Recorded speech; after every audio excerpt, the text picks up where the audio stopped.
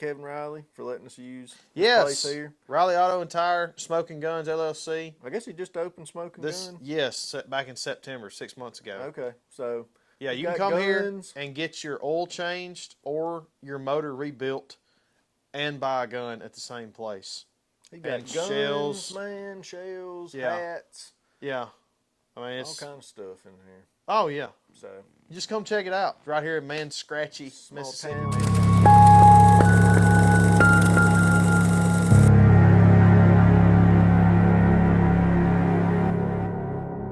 Yeah, go ahead. Welcome to the podcast, Just Your Average Hunter, episode 5. 5. Yeah. Yeah. Trent's been up in Nashville, Oh, dude, it was so fun. running around at the Yes. National Wildlife Turkey Federation. What a Yes. lucky guy. I was down here working my butt off. Yeah, well, somebody's got to. It doesn't need to be me. Not so, really. no, it was fun. It was my first time going, Mhm. and dude, it took us an hour once we got into Nashville and got like turning off the exit. From the time that we got off the exit to the time we got parked was like an hour and 15 minutes. I mean, it was jam packed. Like you go in there and it was shoulder to shoulder. You know, I mean, it was unreal. I'd love to go back though.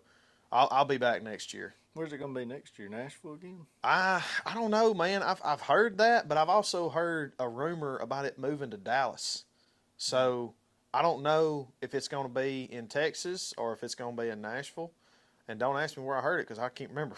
But I just remember somebody saying, yeah, they might move it to Texas because it's getting so big. And it is. I mean, like I said, anybody that was there will tell you. I mean, we were there on Saturday, which is the worst day or best day, however you look at it. Yeah. But it was shoulder to shoulder. Couldn't cuss a cat without getting hair in your mouth. What, so y'all were just there for Saturday, that's it? That's it. Yep. So what did y'all do when you got there? Like, what is there like what's going on? Like, what all's going on? Oh, there's a ton of stuff to do. So what we're gonna do next year is we're gonna stay Friday. We're gonna get there early Friday, hang out Friday, stay Friday night, do the same thing Saturday. Well, Saturday, what they did this year was Saturday evening they had the auction, the grand auction or whatever, and that comes with a meal and all that kind of stuff.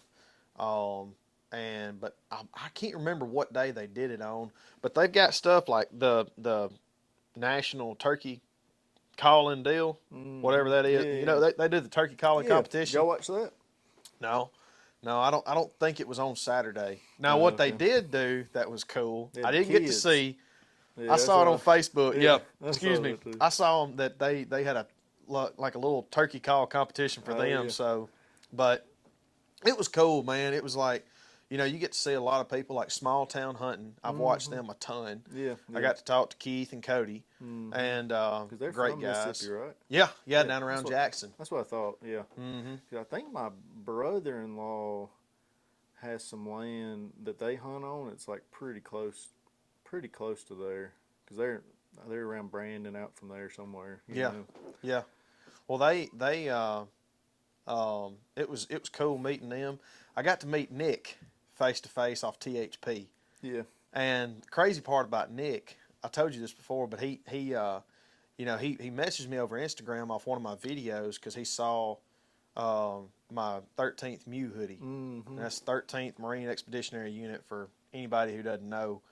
Most people won't unless you're in the Marines or the Navy or whatever. But it's every now and then we deploy on ships. And the 13th MEU, we went around all over. But we had 2 ships. We had the USS Boxer, which is the ship that the Navy SEALs killed the Captain Phillips captors, the pirates, when they were sitting on that ship and sniping into that rescue boat. They were doing that off the USS Boxer. So that was the same ship. I was on that ship, different time though, not during that time, different deployment. But I was on that ship, and Nick off THP was on the New Orleans, which was our sister ship or whatever.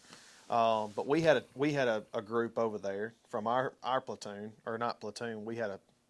I think we deployed with 11 guys that deployment in 2016, and half of us went to the Boxer, and the other half went to the New Orleans. But Nick reached out to me, like a month ago and was like, hey, man, like, were you on the 13th MU 2016, February to September? And I was like, yeah. And he's like, yeah, I was on the New Orleans. So we got to talking about that and whatnot. Well, when I got to NWTF, I went to the Hunting Public booth and got to meet Aaron and all those guys and Nick. Later, I come back through. He wasn't there the first time I come through, and then I walked back through and he was there. And dude was super nice. Like, I saw him, I was like, Nick. He's like, Trent, what's up, man? And I got a picture with him, and we talked and everything. And but getting to meet people like that you watch a lot and stuff like that was cool. And I had people coming up to me asking for pictures, and I had one guy ask for my autograph. That was pretty cool. Yeah, it was pretty cool. But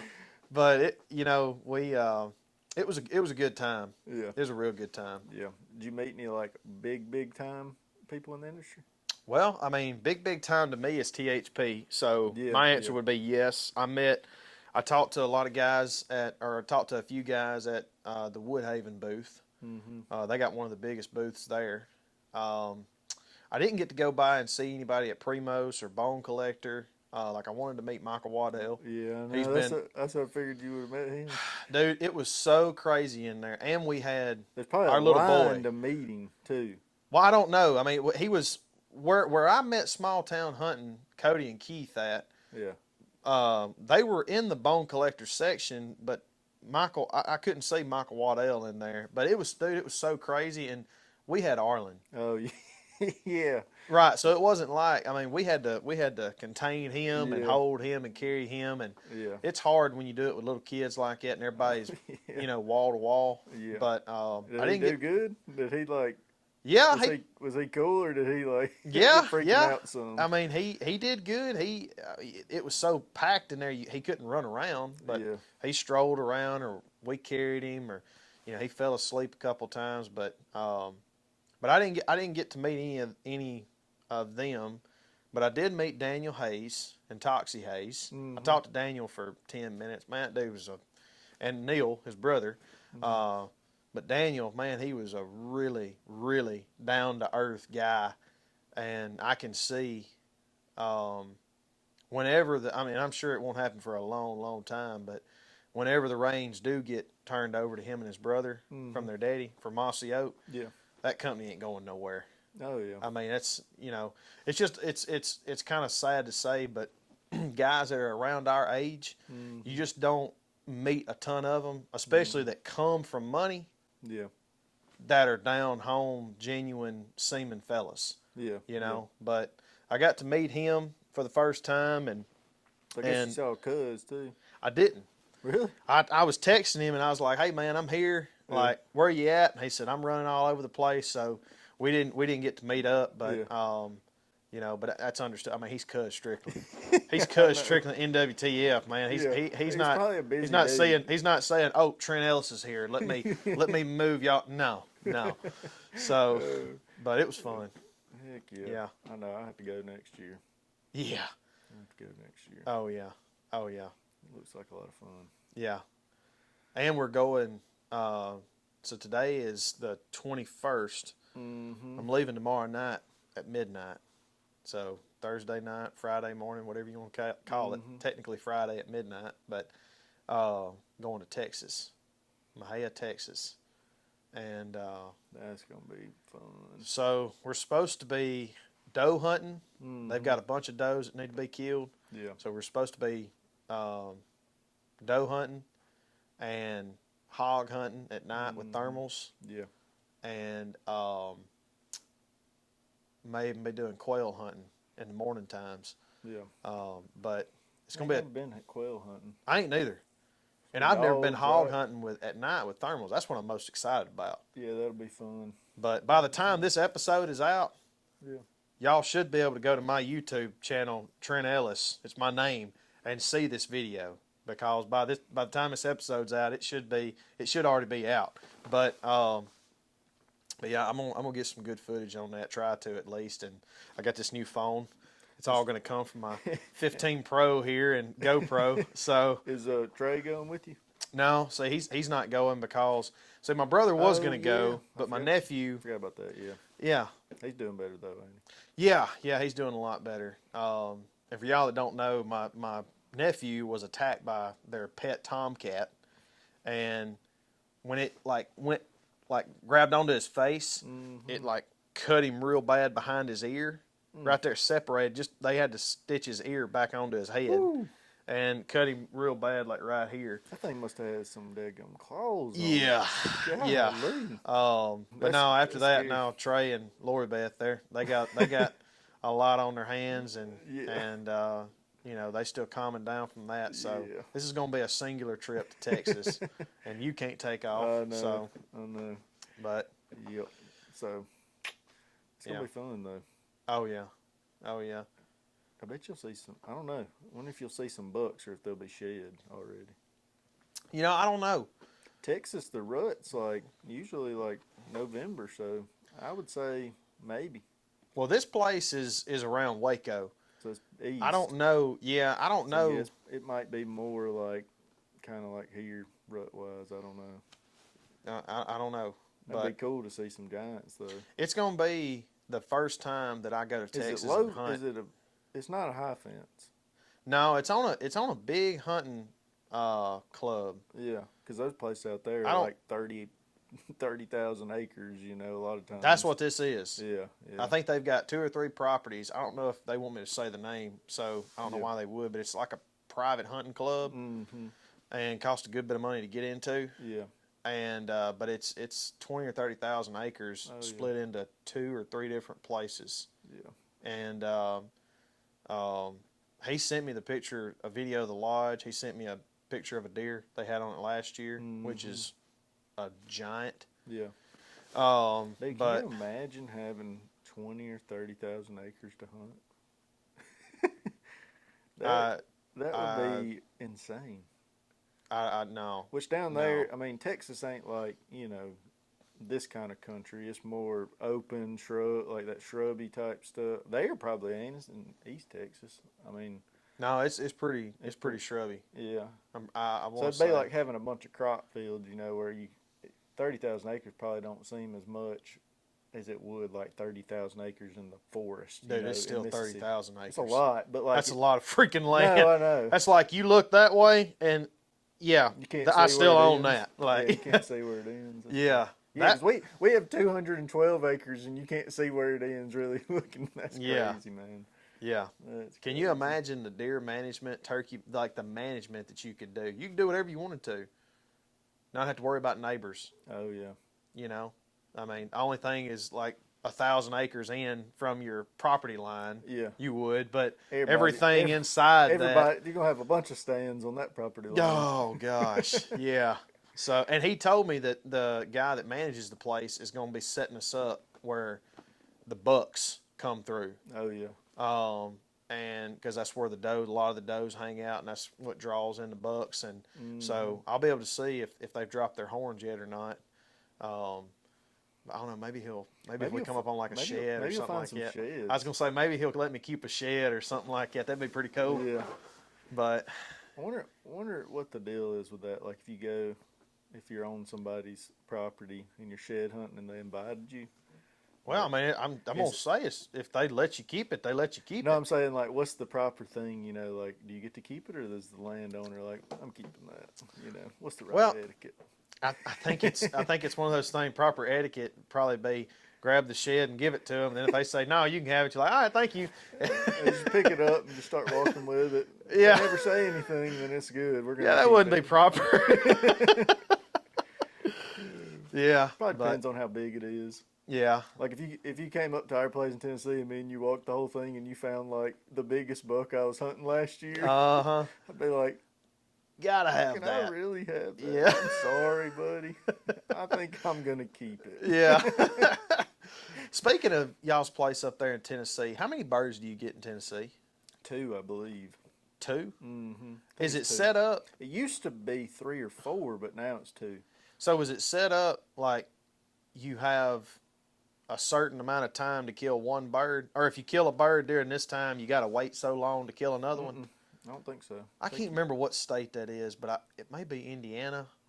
I could be completely That's the wrong. weird thing about Missouri with the deer. You can kill a buck with your bow before gun season, but if like say you killed it on October 10th or something, you got to wait till gun season. And if you have a gun tag, you can shoot one with a gun. But if you don't have a gun tag, you can still hunt with a bow, but you can't kill one from like October 10th to when gun season starts. Yeah. Yeah. That's, You can kill two with a bow. You just have to wait until gun season starts or after gun season. I can't remember what it is, but oh, wow. I bet that's effective. Yeah, I bet that sounds like a good rule. yeah, But yeah, it's pretty decent, I guess. but yeah, but I don't know, man. I'm really Dude, Tennessee, man. It's funny they changed the law to two birds, yeah. and they said that the turkey numbers were down. But you saw those pictures I showed you. Yeah. Those pictures, it's like, yeah, the turkey numbers are real down Hey, now. hey, man, if you got private land that's got the birds on it, Mm-hmm. I mean, Well, there's a bunch of thing is though. There's a bunch of pines on it, and Mm-hmm. we're planning on cutting it this spring, like a good bit of it. this spring, Probably, yeah. like April. Probably May. I was gonna say if it's May gonna or be June. April, we're not gonna be able to turkey hunt it. No, it'll be like probably June. I think is when they said they'd probably do it, something like Oh, that. well, yeah, But the why we're cutting it is because the pines have grown up so much. They've been there for so long. They're choking. There's a bunch of oaks in there, but they're basically choking them out. They can't get any bigger, and it's like no cover. You know, how like a tall pine forest where there's like nothing on there's the bottom. no undergrowth. It's just like straight pine straw. Like you can Yeah. just walk through most of like the backside of our property, and if we cut that, man, Yeah, it's just gonna be like a deer haven. I feel like for the next 2 or 3 years when that stuff gets growing up good. well, I remember going to y'all's shoot house. Mm-hmm. You come across some really short pines, like 5, 6, 7-year-old pines. Mm-hmm. You're talking about mature pines Yeah. that they're cutting. Mm-hmm. Okay, so you're not cutting all that short stuff, bedding and all that. No. Okay. I think when you went, we didn't even really go. Have you only been there one time? Just once? Thanks, by the way. We're gonna go this year. No, I think we went on the left side kind of the place or whatever, the west side, and on the eastern, like northeastern side, there's a ton of like big pines, and that's where all the turkeys stay at. Yeah. Those turkeys stay right there close to those, they roost right there in those pines. So I don't know how that's going to change. That was my point. I don't know how that's going to change like we have as many turkeys on us as we do now, if we cut a lot of those pines. Yeah. I feel like they'll still be there. I mean, heck, there's tons of them. And the property behind ours has some big pines that won't get cut, so. You never can tell, man. I mean, y'all got a lot of oak trees right there too, so They that's love plenty. acorns. I didn't know that. They'll. I read that the other day. I was like, dang, they like acorns. I thought it was more like just insects and like. No. They love acorns. I know they like clover. They'll tear it up. Yeah. Oh, So, yeah. I like to smoke cigars too, and this is Mr. Kevin has got cigars in here, and yeah, I saw Ron White do this on Joe Rogan one time. Mm-hmm. He was lighting, well, he didn't have it already smoked down, but Basically gone. But it was brand new, and he was lighting it like this before he puffed on it, and he was saying, "I've always lit a cigar just like everything. I just put it up, Yeah. and then suck on it and have it burn through." Oh yeah. And he said, if you do that, it burns it out, and it ruins a lot of the flavor in it. So if you get the edge, if you torch the end of it 1st and get it real good and hot, and then start toking on it, it's a lot tastier. So anyway, so whatever. But no, turkeys, man. If you got a lot, which I know you got a lot of acorns, because where you shot that doe at, where There's we a were climbed bunch. up, there's a bunch on that hillside. But what's crazy is where I shot that doe. I don't know if we've ever got pictures of a turkey back there on that Really? side. They always stay on the other side where I was talking about, like up the other side. I don't know if we've ever gotten. And another thing that's crazy, how many turkeys I showed you in that picture? I've never seen them deer hunting there. Well, But I don't hunt that backside. that's normal. Turkeys have a spring and fall pattern. Yeah, They like have deer do kind of, I guess, summer and fall. Well, I think it's They're there yeah, it though. could be, but I know that turkeys, like the old rule of thumb is, if you see turkeys during deer season, don't pin it because you're not going to see them there in the spring. I got you. They're going to move. Now they're not going to go 15 miles, Yeah, or 2 or 3 miles, but you know that they may move half a mile to a mile and stay somewhere else. yeah. But now, and all that knowledge for me is coming off public. Mm-hmm. Private, I don't know. They might stay there. Yeah, I mean they're there during the fall. It's not as much as the spring, I don't think, but they're there some during the fall. You know, we get pictures of them. But like what I was gonna say is my dad hunts a lot. That we kind of have our spots we like to go. You know, and like over there where you were with me when I shot that doe. Yeah. I usually hunt over there a lot more, and he always hunts up there where the turkeys are a lot more. He said he's seen some, you know, in the fall. Yeah. But I haven't ever seen any. Well, you can go down there and check for scratching, and like I always like to get in the woods the week before season and try to get in as many times as I can in spots first thing in the morning to hear them gobble, and late in the evening. Late in the evening, right before dark, to see where they're roosting. You know, if they're being vocal. Yeah. And if they're not being vocal, you're kind of screwed because they could be, 150 yards from you in the woods roosting, and you don't even. Hey guys, pause real quick. All right, for you advanced turkey hunters that don't need 2 and 3 shots to kill a bird, all right, here's your 410s, camouflaged out, and just get it, all right, and see if you can shoot one at 50 yards. Okay, tag us in it. But you need to have video proof. Don't tell me you did it and just take a picture and you really shot it at 15. All right, this is a 410 single shot, Scout CVA, pretty bad. So, yeah, try it out. No, they're there. Dude, what's funny, and I want to get him on here, the guy that hunts our place up there. Yeah. He so there's our camper sits right here that we stay on, and right behind it, up on this hilltop, we have this like toilet seat. It's like one of those stand-up toilet seats, you know, because we don't have any running water out there. Yeah. And we caught Crap Mountain, and that guy last year, he heard one gobbling down in this hollow behind the camper. Yeah. And he got behind the camper and he was set up, and he said he stopped gobbling and he's waiting, and he said he looked over to his right and that turkey was right up there by that by that toilet seat, and he blasted him right there on Crap Mountain. No. Yeah. Oh my gosh, man. Yep. That'd be some good footage right there. Oh yeah, I want to get him on here and let him tell that story because it's hilarious. Yeah. Man, yeah, that'd be. I tell you, the only thing that'd be better than that if he's sitting there taking a dump and shot one. Shot him. Yeah. Yeah. I saw a video. I think a lot of people have seen that video to where that boy was turkey hunting in the woods. Yeah. And it's only from a point of view, or he's got his camera set up right here and it's on, and he's shooting a bird, or he shoots one. Yeah. And then he runs in front of the camera. The camera's still here, and he's running out there, and he's pulling his pants up, chasing after that bird, Yeah, I think I've seen that video. Yeah. Yeah. Yeah. I got caught with my pants down last year with a bird that I killed here. Oh, yeah.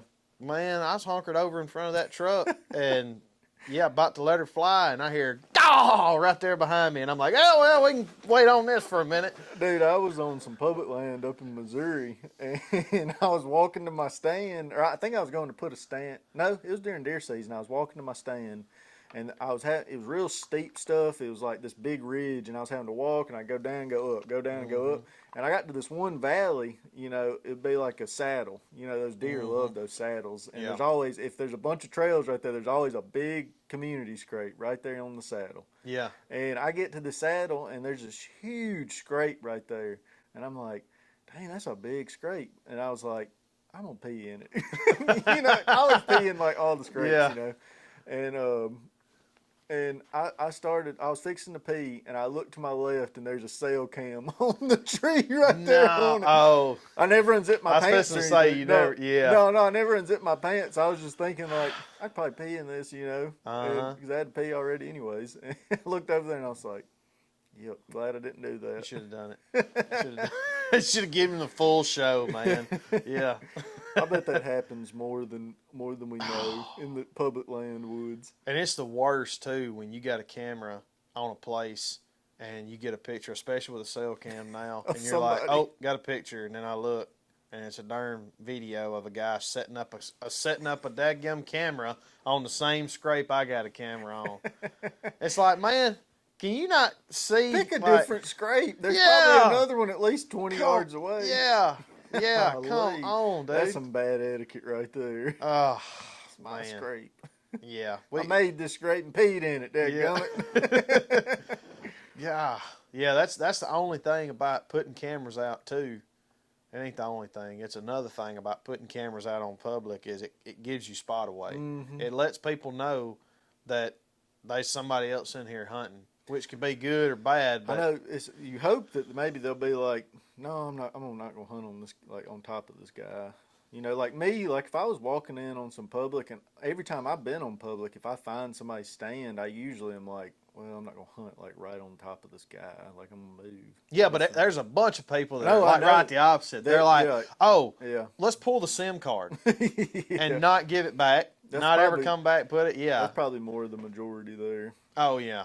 And I think this guy, because it happened to me last year. I think this guy ended up seeing the camera Mm-hmm. and taking it down, or he only had it up for like a week. Because you didn't see it. And again. well, I saw him put the camera up, and then my brother checked my camera for him, Mm-hmm. for me, like a week later, Mm-hmm. and the camera wasn't on the tree because he told me, he said, "There ain't no camera over here," and I said, ghost. I said, okay, and I went and looked like 2 or 3 days later, and when I hunted the place, and he had already taken it down. But I had gotten pictures of a deer, of a small basket rack, checking that scrape, and you could see his block camera on the tree pointing towards that scrape. So, Yeah. but I never had a picture of him or a video of him coming in there and taking it off. Yeah.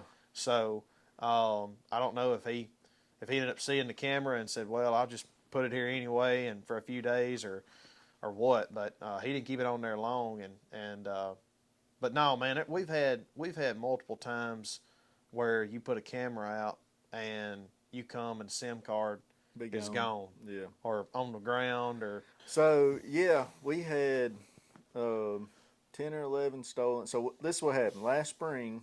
We go up there in May. So I'm putting camera out for the imposter, to hunt the imposter. I'm getting him on camera up on the very front of our property. Well, down in the property about mid-June or 1st of June, I put up maybe like 3 or 4 or 5 cameras or something.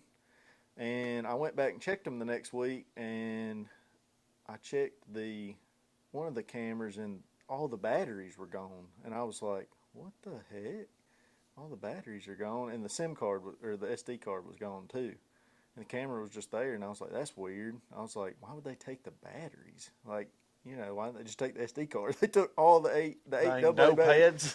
Yeah, I was like, that is. I was like, what the heck? And me Yeah. and Dad were just kind of like, maybe somebody, I don't know,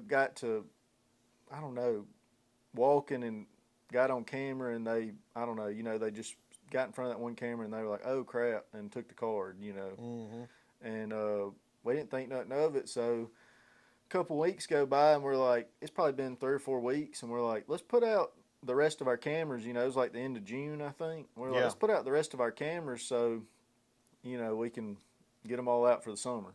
And we put them all out, and we went back probably a week or 2 later, and I went to check them. I went to the first one, it was gone. No, I went to that one that the batteries were out of. Yeah. I went to that one, and the whole stick was like bent over. Camera was still on it, and it was like it had been ran over by like a 4-wheeler or a side-by-side or something. It was just bent over. It was one of those sticks in the ground. Yeah. And it was like completely just bent over, like it ran over. But the camera was there. And I was like, what the heck? Like, somebody messed with this camera again. We get to going around, there ain't no cameras. None of them. Like, they're all gone. Every single camera's gone. And we're like, what the heck? And I think they missed one camera. And all we got was like a 4-wheeler tail lights. And we were like, and this was at like 2:45 a.m. And none of these were cell cameras? They're just regular cameras. Yeah, you need cell cameras. I had a cell camera on the very front of the property where I had the imposter. That's where I had it just on him, seeing him every night. They didn't mess with anything up there. Yeah. And so we were like, oh my gosh, all our cameras are gone. So we we go buy a bunch of these Tasco cameras at Walmart, and we put them everywhere. Like if you come on our property, they're like, you ain't gonna see them, and they're gonna catch you like on the Yeah. place. So we put them all over the place. We put a couple cameras out we put a bunch of dummy cameras out, to try to catch these folks like under them pretty much. Yeah. And we come back and check it a week later. There's a camera gone, and they had stolen another camera, but we had a camera on our camper. And we got this guy walking, and we see him take one of the cameras. You can never get a good look at his face, and he takes one of those dummy cameras off the tree, and then he comes where we probably would have got a good picture of him. He saw the camera, I guess, flash or something, or the infrared. We had a pile of just climbing like sticks for like putting up lock-ons. He took like two of those sticks, or one or two of those sticks, and like climbed up the tree and got the camera. I'm telling you, that's, yeah. And then we had that woman on the camera. She's like knocking on the camper door. That was freaky. Yeah. Was that the girl at night? No, she was in the daytime at like 9 a.m. There was somebody that y'all had on camera at night. Yeah, we had a guy at night. That was the one that stole that camera, and he stole. That's right. He stole my dad's freaking deer hoist that you can put in the back of the side by side and like hang a deer up. He's selling that for meth. Yeah, and then everything he's stealing from meth, I guarantee you. What's scary about the woman is we had all those cameras up. We didn't get her on any of them. We had one where the entry to the place is, another one over here, like on the camper, like down in the property, like all roads that come to the camper. We had cameras on pretty much. There's no way you could get really to it unless you just walk through the woods. I was gonna say, look, when meth heads around here run out of I'm gonna say this again. When meth heads around here run out of catalytic converters to steal, they go to the woods and look for things. They get high and they just walk through the woods. Dude. And I mean it doesn't surprise me at all that y'all didn't get her in any entry or exit point, because I'm sure she got high and went straight through the woods and come up on this camper and was like, well, it's my new home. Well, the craziest part about it all is she didn't have no shoes on. She's just walking out. That's a meth head right there, buddy. No shoes, and she's like talking to herself, knocking on the door. I'm like, dude, I hunted out there in. Can you imagine if he was there? Listen. I stayed the night in October or November, and we don't have no running water, so if you got to pee, you just pee out the door, No. You just pee out the door, and I always just crack the door open and just pee out the door. I don't even get out of the camper because it's cold normally and the heat's going, That one night I stayed there, dude, when I opened the door, I was like, please don't hit me with a crowbar or something. I was so scared. I was just like, oh gosh, I just could picture that scary looking woman just come charging in. Look, y'all need a light out there. We got lights out there. He stole the lights. No, I'm saying a light pole. We're in the middle of nowhere where there's no electricity. Well, yeah, that right there, I'm telling you, that's a good way to get shot. Dude. If I'm in a camper in the middle of all right, if we trade shoes, and I'm you in that camper, okay, if anybody knocks on that door. Oh, I had the pistol with me every time I went. Like, there's not going to be, who is it? No, you're in the middle of the woods at a hunting camp by yourself. Ain't nobody pulling up. If that happens. Oh, yeah. No, wait, I'm shooting through the door. Listen to this. I go up there one night to check the camera because I think it was probably the week before maybe, or week before I was going to hunt that velvet hunt. I go up there to check the camera the night. It was probably like 2 or 3 nights before I was going to hunt. I was like, I need to go up there and make sure and see if he's been. The batteries had died on my stealth cam. That's what it was. I had to put new batteries in it. And I went up there and I got there and I was already like, kind of had the heebie-jeebies every time I went up there by myself, because I was like, what if these people are like just waiting, and I get out of my car and they just like ambush me, this guy and girl, because that girl showed up the day before that guy came and stole that stuff at night. So I almost want to say like she scouted it out, but she was so high. She was talking to herself and stuff, knocking on the door. It was creepy, just watching it. And then I'm up there by myself, and I went up there one night and I get there and I get out of the car and there's boot prints in front of the camper. It's got hair standing up on the back of my neck right now just thinking about it. I get there and there's boot prints, so I got the pistol out. I'm like in stealth mode. I'm like looking everywhere because I got to get in the camper to get the keys to the stealth cams we had locked up. And I got my pistol out. I have to go in the woods behind the camper, back in there to get a key. And I'm like, I got to get back in here and get this key. And there's people probably gonna ambush me, you know. So I'm like walking around. I get the stuff, and then I have to go down and change these batteries on this stealth cam. And I'm like, I left my car running and everything. I was like, well, at least if they show up, I'll hear them shut the door on the car. They're trying to steal it or something. I can catch them. Oh my gosh! But dude, but the boot prints, I was like, what the heck? They were just here because it was like fresh. I was like, these are like fresh boot prints. Like they were just here. Well, come to find out, my dad had those folks that they're helping us with like cutting the land and stuff. They're doing like surveying and stuff. They had came that morning and walked the property, and it was their boot prints that were there. And I called him later because I checked the cameras because I was like, I need to see who this was. So I checked the cameras that we had up on the trees, and there he was, him and another. I think it was just him. He was walking, doing some like surveying stuff. And I called Dad, and I was like, "Why did you tell me?" The freaking surveyors this year be out there on y'all's property, like, hold that line right there. Whoa, what's going on? Oh, it's kind of gone away though. We had any more problems? We caught the cops. I think there was apparently a camper on the back side of our property that some guy was living in. They pretty much raided it, and they found a stolen car with the VIN number scratched off, and like somebody had been living there in this camper. Good. Ain't had no problem since though. Dude, it was just a nightmare. Cause them cameras ain't the ones we had stolen weren't cheap. They were like $100 Browning Strike Force cameras. Like they were pretty decent cameras. Yeah, that's the only problem about having property out in the middle of nowhere that you don't live close to. Yeah. Because if you live close to it, you could have a cell cam there. If somebody popped up, you could go. Yeah, like, you could call the law. Say, hey, go. Yeah. That's another reason I'd have a cell cam there, because you could see that, and then you could call the law. I know. I'll probably put one of them on a spot where how many cameras does it take for y'all to be like, I need to put a cell cam here? Well, that was like a one-time thing. It just happened like one time. It was crazy. Like, yeah, but you just said that they stole a bunch of cameras, then y'all positioned them and bought a bunch of Tascos, and then you saw them stealing them again. No, that twice. The second time, the only thing they stole was that hoist thing. Right, but I'm saying you had two incidents of people coming up there and stealing crap. Yeah. Well, we thought we were going to catch them on the putting the cameras up, because dude, you know how it is in like small town. Like the sheriffs weren't doing anything about it, at all. Like, they were just like, what, because they've had a bunch of thief problems lately up there around that area that we're in. Yeah. And like I know another guy, he had some stuff stolen, and it's like they were just like, whatever. They didn't do anything about it. You know what you could do? You could do the 3 S's. What's that? Well, they have rules out in the Pacific Northwest. A buddy of mine in Montana told me this. He's a smoke jumper now. You know those dudes that jump out of the airplane and freaking fight fires? Yeah. Yeah. David Goggins does that on his free time. I'm not kidding. Anyway, yeah. Who's going to carry the boats?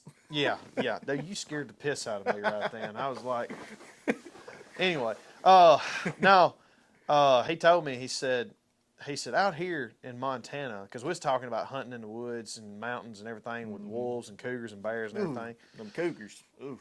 We was talking about cougars. Yeah. And I said, what do you do? You on a farm or something like that? You got horses or what? You don't have horses. You just got land and a family. And you see a darn mountain. I'm tired as crap. You see a darn mountain lion on your property. What do you do? And he's like, well, we follow the 3 S's around here. I said, what is that? He said, shoot, shovel, and shut up. I said, that'd work for me. Yeah, there you go. So, I mean, that might work in Tennessee. That was my mindset when I went up there those other times, and I was scared. Like I was like, "Daggum, anybody comes rushing me, getting shot." No, I got a family back home. I ain't asking no questions. You ain't supposed to be on our land. Like, yep, ain't no way. Yep. It'd be hard for me to stay up there by myself if there's a bunch of Well, people. it was crazy because that happened, and it's just like they were gone. Like, it's Yeah, like, but who says they won't be back? I don't know. I And don't didn't know. y'all have a darn side by side that got stole too? Yeah, he got that back though. Yeah, so one instance turns into like y'all have had like 10 That's instances. that's what I'm saying. We've had the place for 5 or 6 years and never had any problems. And then that one little span, and I know where they're you just can gone. find some cheap land in Tennessee. Okay, all right, you're not going to have a problem with an easement, but thievery may be an issue. Yeah. All right, so you can negotiate that in the pricing.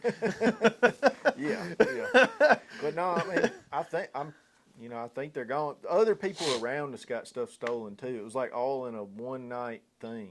It was weird. Yeah, It's crazy because we're just out in the middle of nowhere, and like meth heads, yeah, they do that. But like it was like almost like it was like orchestrated, almost like it's weird.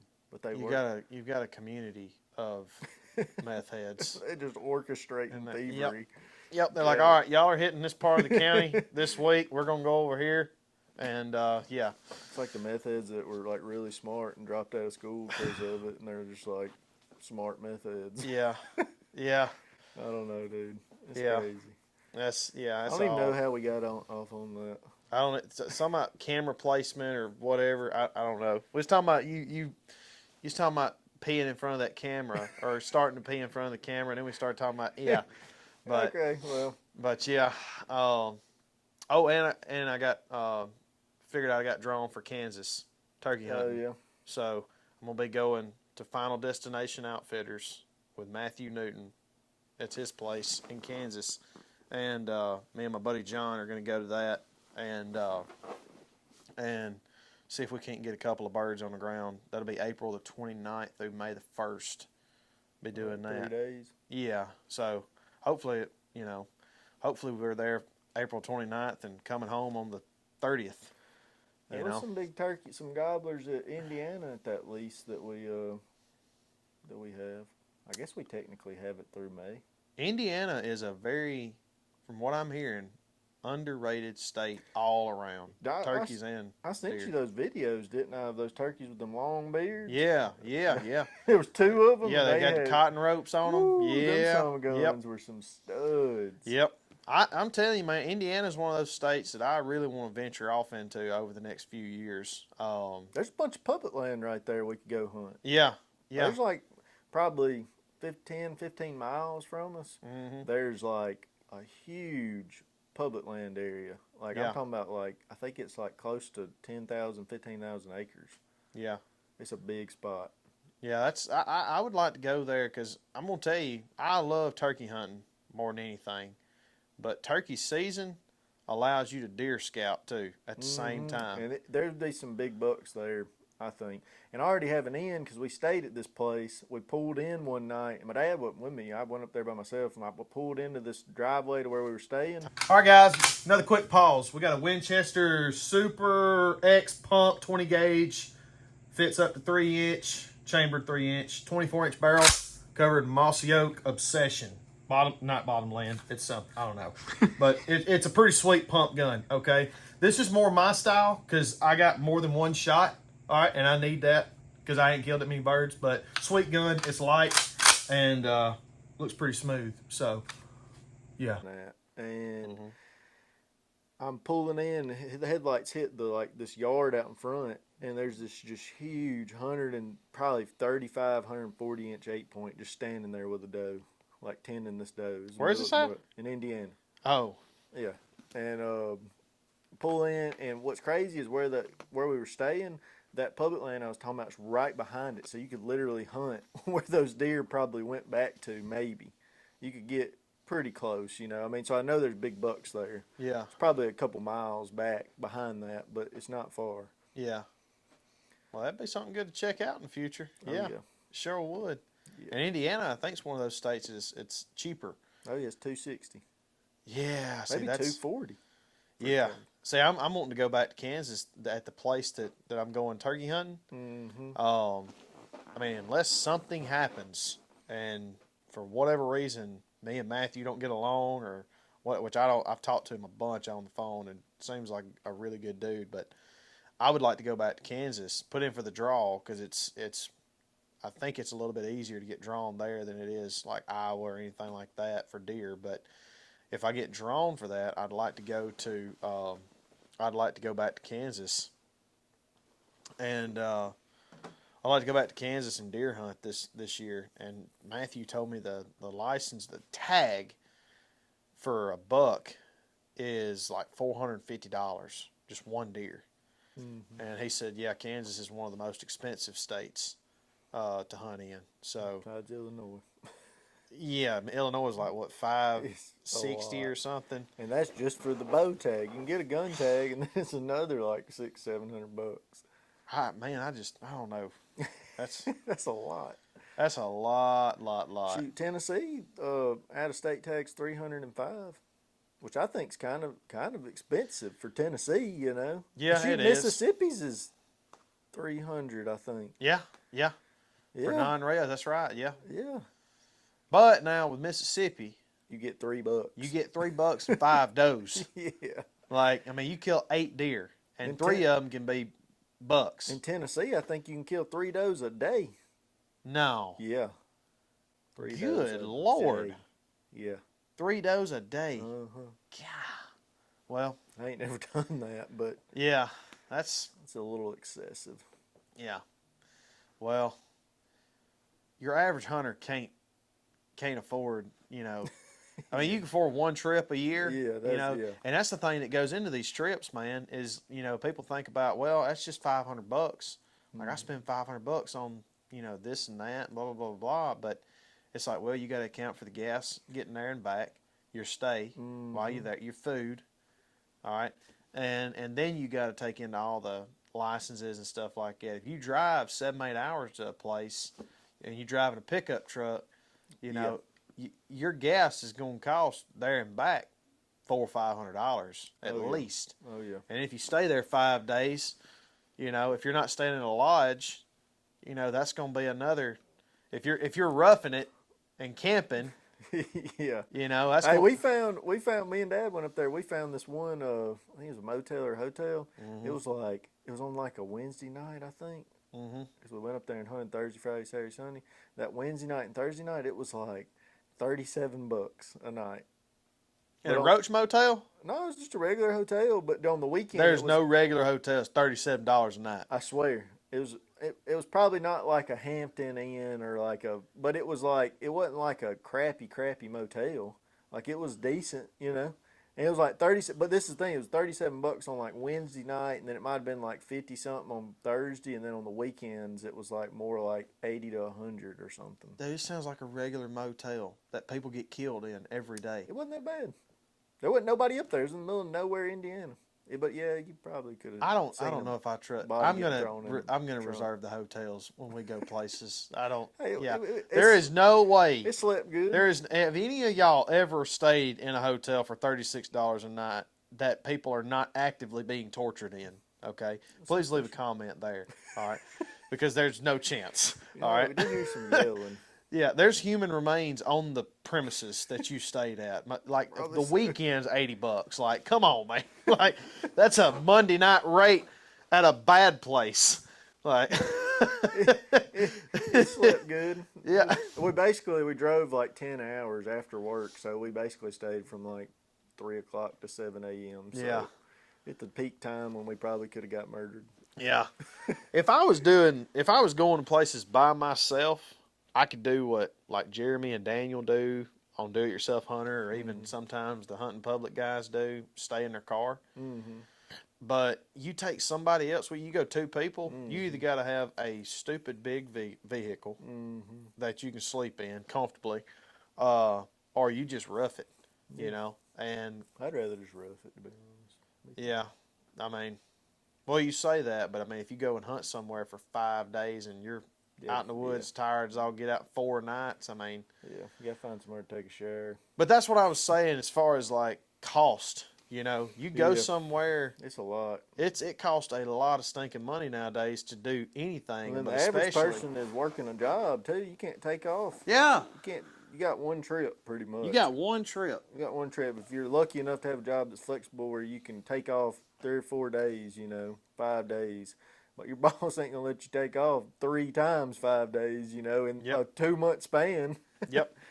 I think that's why most people who are hunting out of state, I think they're going to outfitters just because they can't, a lot of them can't, like we're saying, your average guys can't justify taking off a week of work to spend, we'll say $1,500 on a maybe going to public and might killing a deer, maybe killing a deer, Maybe. whether they can spend, $3,000 going to an outfitter and they got an 80% chance of killing one. Yeah. I can't blame nobody for doing that. I would like to go to a couple, outfitter hunts. Because, some of them places where, you get your food paid, or you get to stay in the lodge, that's included in the price. And they feed you breakfast or lunch or dinner, or a couple of them, Yep.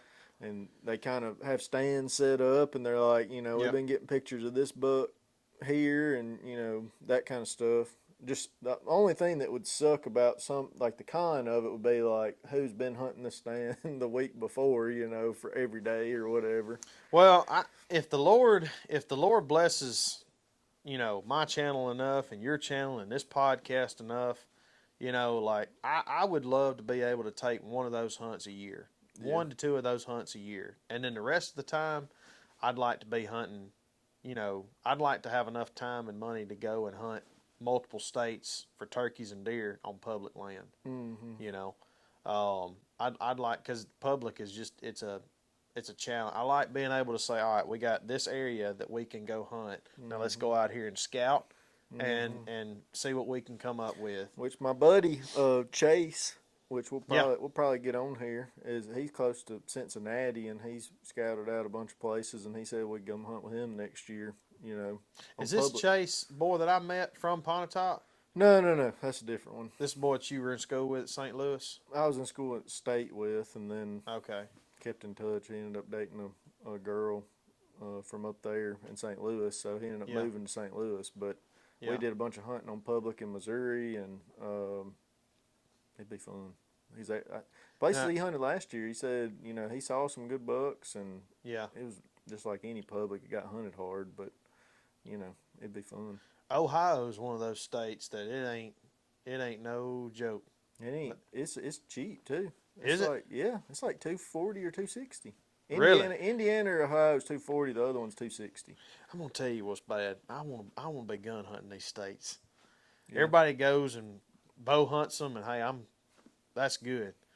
I'm happy for you. Yeah. But if I can have a gun in my hand and it's rutting time, I think their gun season's late though. Is it? Yeah, it's like one of those later gun seasons. Well, I'd rather hunt with a gun like in the pre-rut or post-rut. I think it's like past the post rut, so it's kind of like everything's been hunted hard as crap, and the 6 points are on alert. Yeah, the spikes are like, ooh, should I step out right spikes now? are looking like they're Vietnam vets walking around scarred up. Yeah. I don't know, man. Like with a bow, I've never hunted anywhere with a bow during the rut. That makes it more of a challenge. And because you got a buck running through, oh man, a lot of times you catch them cruising though. I haven't seen a lot of just huge, mature bucks chasing does. A lot of times they're either with the doe, like following her, like tending her, right behind her, or they're out cruising, making scrapes, looking for does. Yeah, I haven't seen a ton of I guess 3 or 4 year old plus deer actively just dogging a doe when I was hunting. Yeah, maybe once or twice, but I've seen it happen a few times. But of course, when I get up in the stand and I have a bow, that'll be a fourth time that it happens to me. Yeah. That's when he'll run through at 10 yards and he'll be running, and knowing me, I'm gonna shoot at him. I'm gonna let it fly. Let it fly. That's one thing. If once I get my YouTube channel to going and stuff like that, y'all gonna see. I'm not gonna be one of these guys. Mac. Oh darn. Maybe next time. No, I'm gonna be like Mac, and I'm either gonna make a heck of a shot and kill him, or I'm gonna miss him. But I'm gonna shoot at him. Yeah. So. Yeah. Man, I know. I'm excited to get up there and hunt some public land though. Yeah. It'd be fun. Well, I'm gonna try my best this turkey season to hunt as much as my wife will allow me to. and get out there and see some places that way for deer season, and meet some people, build some relationships, and that way for deer season. Well, that's another Maybe. thing about deer hunting lately. You know, it's like it's gotten to where it seems like everybody's kind of on their own, or you know, they're hunting on their own, and they trying to keep spots to themselves, and you know, you don't want to tell anybody about the big bucks you're seeing. Whereas, Yeah. like back in the day, I don't know if you were ever in like a hunting club. Never in a hunting club. No. Like I feel like that's kind of a thing of the past, but like back in the day, I remember being in hunting clubs, and like everybody was there, and they cooked and ate Yeah. food, and it was camaraderie, and you know. Well, I think back in the day and today, I think, and I could be wrong on this, but I'm going to say 80% of the people in a hunting club are just there to go hunt 1, 2, 3 times a year and fellowship. Have something to belong to, have something to do, and there's probably 10 to 20% that are serious hunters. Now that's why it was in every club we were in, but like it was Yeah. fun because like when it was those times when all the people would be there, like Thanksgiving week or like Christmas week or whatever, when everybody was at the camp. It was fun. That's why I'm excited, like to do like some hunts like that. Like if you and Chase went and hunted in Ohio, like it would be like more of like a hunting club, like camaraderie, fellowship, like that type of thing, and you're seriously hunting. Well, now that's different. If you just got a few guys going and hunting a big parcel of land, that's one thing. But I would not enjoy being in a hunting club from the aspect of all the horror stories I've ever heard of. I hung this stand over here, and you know I go to hunt it, and this dude's got him and his son in it, and I'm not going, you know. So it's like, you know, you get to that point to where you pay your dues. Well, so do they. Yeah. And then you have to. It's you like just gotta- I'd rather just hunt public, and that way, if I do walk up and there's a guy in this spot, I'm not paying a bunch of money to hunt here. It's like, all right, he got here first. I'm going somewhere else. Yeah. I'd either rather have that, or I'd rather have my own land to where, if I come up and see somebody there, it's game time. You own my property. You know, like, get off. Yeah, but I mean, But- most of the club, like hunting clubs we were in growing up, like everybody had pretty good, like it was like hunter's etiquette. Like if it was your stand and you were there, like it was your stand, you know. Yeah, yeah, I mean, I'm sure there's some clubs where it is like you were saying, but like, yeah. Well, I'm immature and selfish too. So, if you go out there and I've slaved over this spot and kept corn on it, and you know, rolled cameras and passed up a bunch of deer. that's all about you have to be For in a this- club that they want to be the same mindset, you know. Yeah, and then you got that one guy that brings a guest, and then he shoots a 138-inch deer. Yeah. Oh, I wouldn't be able to sleep. Yeah. Yeah, that's You know, that would suck. Yeah. But hopefully one of these days I will have killed enough birds and enough deer that I can just be one of those guys like, yeah, man, go out there and shoot that thing. Yeah, I'm gonna stay here and cook. Dude, that's You know, why I'm nowhere near there right now. our buddy in Grenada, Jimmy Dean, man, he's the nicest dude ever. Like he lets me and Dad come hunt, and if we shoot any. He don't even care if we're happy that we shot a buck. He's like the happiest dude in the world. We shot a buck, you know. I bet his house is full of huge deer. Not really. I mean, his house is probably, but like his cabin, like he's got a bunch of good bucks, you know. Like, That's what I'm there's saying. I bucks bet it's everywhere. full of deer. Yeah, there's just- deer everywhere. Yeah, Yeah. yeah. But it's I think cool. I've killed in my entire life. I've got 3 deer mounted, but I would say, and one of those deer don't need to be mounted, but I'd say like good deer that I'm proud of. I've probably killed. Well, I shouldn't say that I'm proud of. I'm proud of every one of them that I got on the wall. Sorry, SOB. But yeah, really. But like I'd say mature Like deer. trophy deer. No, I ain't killed no trophy deer. I by like that. trophies to you. Well, I guess that's relative to. I'll say this: mature deer, 4-year-old or better. Yeah. Because my trophy Maybe. deer that I've killed are not trophies to like say Lee Lukoski. You know what I mean? Yeah. Well, I'd It's all say relative. I'd say 4-year-old or better. 1 or 2 deer. Which I've only killed maybe 4-year-old or better. Yeah. Maybe 3.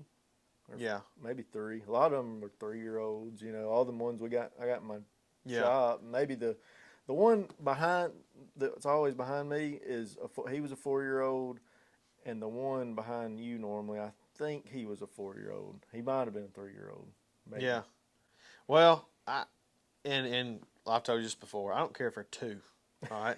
If he's big, he's big. Yeah. You know, and I'm happy about all of them. But I still, you just kind of you get competitive with yourself. Oh yeah. And I'm still in the same boat you are. Yeah, I'm like, yeah. I mean, you've killed some freaking studs, but old and big. But not a lot, like a ton, you know. Right, right. But we're also 28 years I old, so we know. got a long time. I don't think there's not unless you're just brought up with a ton of good land and your dad's Leela Kowski or whatever, Yeah. and you grow up, your first deer's a 125-inch 8-point, you know. Yeah. Mine was a spike over here on River Road, spike right here. Yep. Mine was mine was a spike. Yep, close to River Road. Horn spike. Yep. It was ugly. Yep.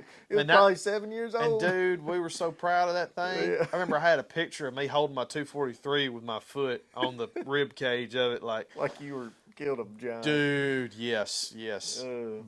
But no, yeah. We're 28, and I mean that's maybe by the time we're 40, we'll be able to, you know, give deer away or, you know, whatever. That's the hope and plan. But, you know, I think that's if most hunters were or not obvious, but honest, they would say the same thing. They'd be like my dad, he's killed a bunch of big bucks, and he would rather me shoot a big one than him at this point. He's like, you know. Yeah, but you're his son. That don't count. I mean, even like the hunting club he's in up in Tennessee. You know, if I came to the club and killed a deer and we put a polygraph on Brian's arm and chest, ding, I don't know what it makes, but it would that thing would be scribbling. If it's like, did you care too much about Trent killing that deer? And he said no, that thing would be going everywhere. You, that club dad's in up there, like all the members in the club, like he would just as much rather them kill a big buck, you know, than him. Well, good for Brian. You know, I mean, he's like at that later stage. Yeah. That's what's crazy about deer hunting. You go through all the stages, I feel like. 'Cause you talk to older guys. Yeah. Like even you hunting with Cuz, he probably, you know, would rather somebody else kill a big buck and see the excitement on their face than him kill a big buck. Oh, yeah. Yeah, with him, especially with deer, what I picked up was it wasn't a big deal to him. He wanted his grandkids, you know, and his family. Yeah. You know, he gets excitement out of that. Now with turkeys, I'm gonna say it's a little different with him. You think so? Oh yeah, but that's what's cool about us having kids. When we get I feel like that'll change a lot when they get old enough to be able to go hunt and stuff, and you're like wanting to get them a buck, you know, or wanting to get them a deer. I will say that's why I said it's your dad. You don't count. Yeah. You don't count. Yeah. Or you don't count. But I think when Arlen gets old enough to go hunting, and that he may have a wall hanger stud walk out that I would normally want to kill like crazy. It may be my biggest buck. Yep. I think in that situation, I'll still want him to shoot it because he's my son. And seeing how happy it would make him would make me even happier. That's another hard thing too. Like talking about like us having land and wanting to manage it, you know, and grow big bucks. Like I almost don't want I don't want my daughters to grow up and be the first deer they kill be 145 inches or 140 inches, because I feel like that takes a lot of the grind at it, because I love hunting because it was such a challenge growing up. I didn't just go out there and shoot I wouldn't want them to go out and first time and shoot 130-inch 10-point or something, you know. I feel like it would ruin you almost. I think what I'm gonna do, and this is 5 years away at least, so this could obviously change. But what I would like to do is start out on, getting him in the stand, getting him used to, hunting and stuff. Start out on private, letting him see me shoot a deer when he's like 4 or 5. I filmed my dad shoot one at 4. Really? Yeah, with a video camera. It's somewhere. The footage is somewhere, but the camera's sideways and he shoots a doe. And I filmed one of them and I filmed the other one, and the camera is completely like this right here. Like I'm just man, I bet that's cool though. Like your 4-year-old son's filming you shoot a deer. That's pretty awesome. I've looked everywhere for that footage, and I can picture it in my mind, the footage, because I've seen it, since then, but I don't know where it went. And I can't find it anywhere. If I could find it, it'd be like priceless footage. Well, I think that, unless I have a spot that's just got a lot of small bucks or does or something like that, I'd rather start my son off on public land, and that way, like whatever comes out, buddy, you can shoot. And either if you kill That's a a really good big idea. buck, you got really lucky.